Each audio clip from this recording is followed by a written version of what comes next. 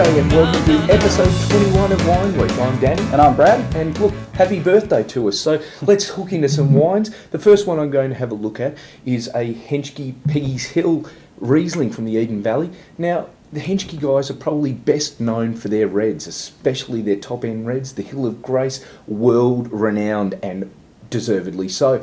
Their whites, look, even though they're best known for their reds, there's no reason to avoid Heathcote white wines. This Riesling, at about $15, damn good value. Standard Riesling sort of flavours, citrus, lime sort of bits and pieces in there.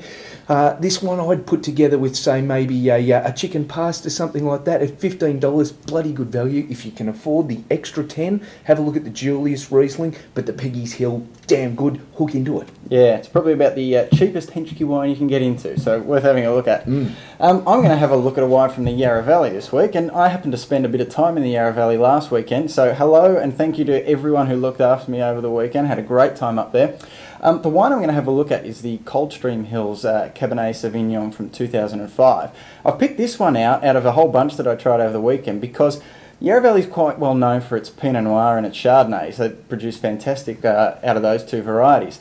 This is one example of a fantastic Cabernet that's coming out of the Yarra Valley and at a very reasonable price. You can pick this up in most places for under $20. And it's a great example of a Cabernet that's a bit different to what you're going to get from, say, a Coonawarra or Margaret River Cabernet, because they tend to be a little bit bigger and full of flavour, where the emphasis here is more on a sort of an elegant style of wine. Sure, it's still got all of the fruit intensity and sort of great flavours from the Cabernet, but it's probably not as big. So if some people are turned off by those big tannic Cabernets that can sort of dry your mouth out, then maybe have a look at this one instead. So it's the Coldstream Hills Cabernet Sauvignon. Have a look at it. This comes from James Halliday's own vineyards, one of Australia's great wine reviewers. In his books, he does the right thing and doesn't review them, but hey, no reason we can't.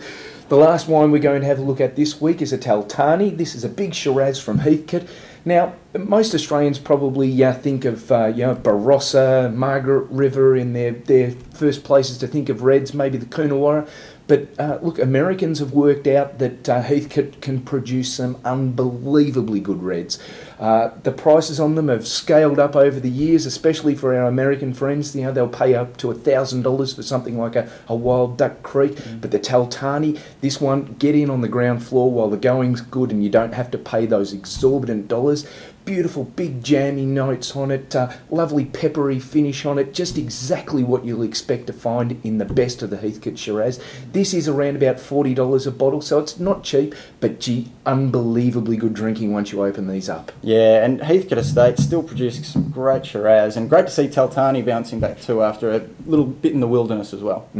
So look, thanks for joining us for episode 21, the big happy birthday to us. We'll see you again next week. See you next week.